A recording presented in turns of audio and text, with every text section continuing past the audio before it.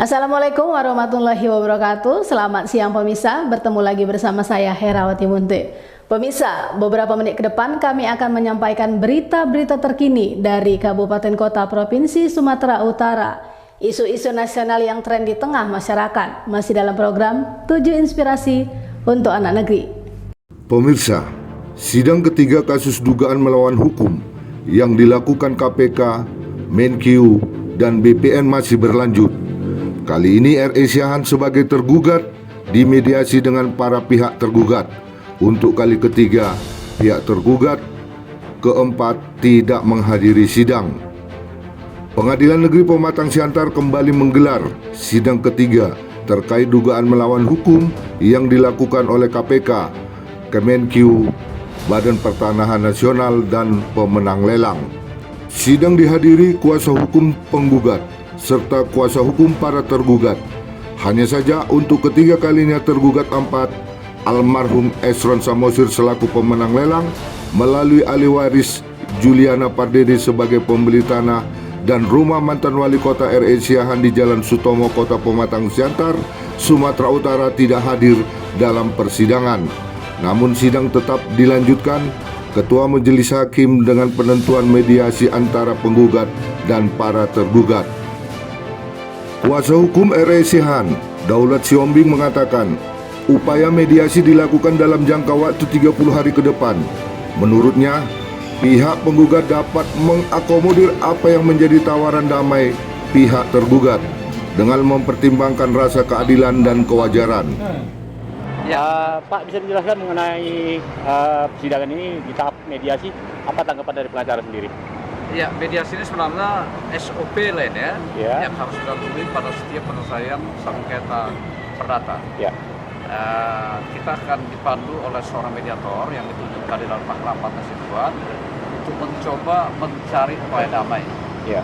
Nah, ini tenggang waktunya 30 hari maksimum, tapi dapat diperpanjang kalau dianggap perlu. Dalam hal di mediasi ini dicapai kesepakatan, maka perkara ini akan diputuskan dengan cara damai. Ya. Tapi kalau ternyata tidak ada kesepakatan, maka perkara ini akan kembali ke ruang sidang untuk pemeriksaan perkara. Kira-kira poin perdamaian ini dari pihak penggugat sendiri bagaimana nih? Dari penggugat akan dapat mengakomodir pada prinsipnya apa yang menjadi tawaran-tawaran damai dari pihak tergugat.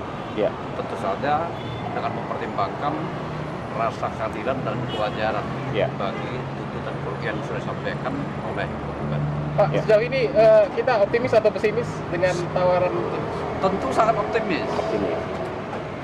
Iya, karena seperti yang sudah kita sampaikan dalam konstruksi gugatan itu, ada perbuatan melawan hukum yang nyata-nyata dilakukan oleh para tergugat.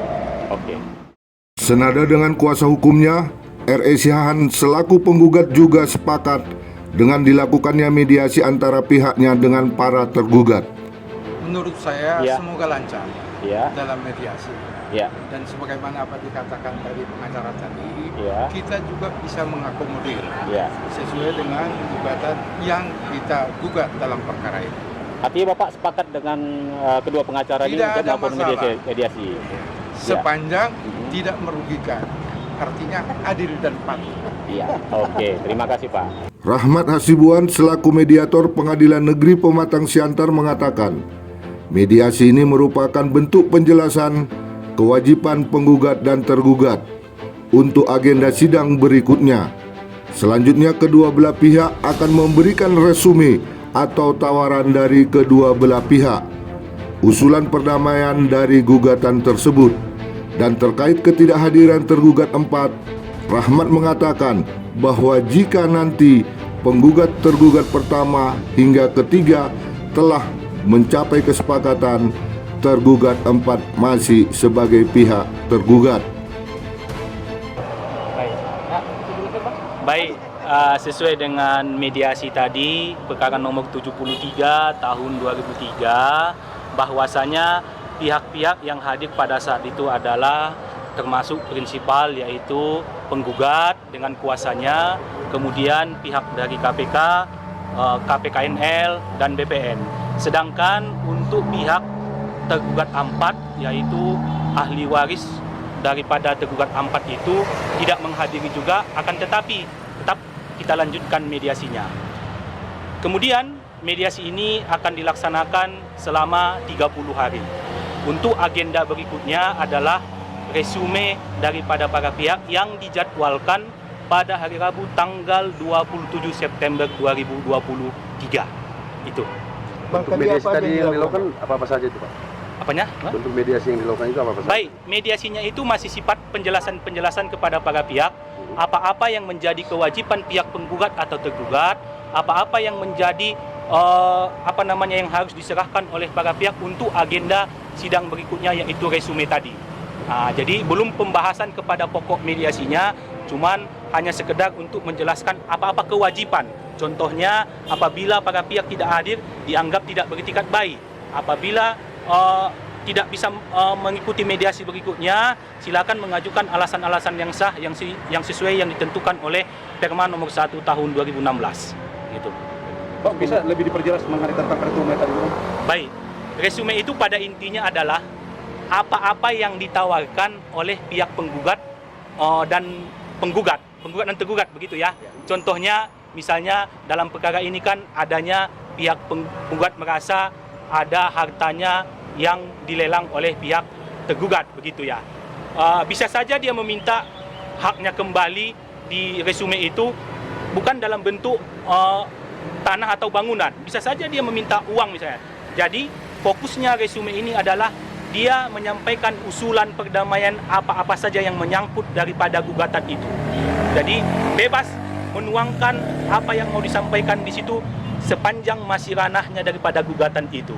Itu inti-inti daripada gugatan itu, begitulah. Tadi disebutkan si tergugat keempat itu kan sudah berulang kali tidak hadir. Itu kan menandakan tidak ada etikat baik. Itu bagaimana? Apakah bisa dilakukan pemanggilan paksa atau bagaimana? Baik, terkait ketidakhadiran daripada tergugat 4 itu, Perma nomor 1 tahun 2016 di situ menegaskan apabila tidak semua pihak hadir, maka jika terjadi kesepakatan perdamaian antara penggugat dan tergugat yang hadir ini, maka hasil kesepakatannya adalah kesepakatan sebahagian.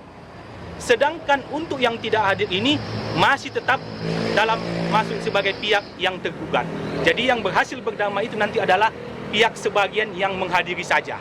Itu awalnya contohnya kehadiran para pihak, konsekuensi kalau tidak hadir apa, begitu. Itulah yang dijelaskan dulu dasar-dasar daripada mediasi itu. Tapi 30 hari ke depan belum tahu kapan, Pak. Jadwal berikutnya tanggal 27 September tadi. Akan tetapi 30 hari itu tidak mesti digunakan apabila para pihak ternyata pertemuan selanjutnya ini sudah tidak mencapai kesepakatan. Tanggal 27 tadi. Iya, tapi kalau sudah hadir mereka tapi ada tanda-tanda untuk mencapai kesepakatan, bahkan bisa diperpanjang lagi 30 hari lagi atas persetujuan dari majelis hakim. Jadi ada kemungkinan tidak sampai 30 hari, tapi ada kemungkinan ditambah 30 hari lagi. Dari Pematang Siantar, Sumatera Utara, Tim Liputan Niko Mona Lisa TV melaporkan.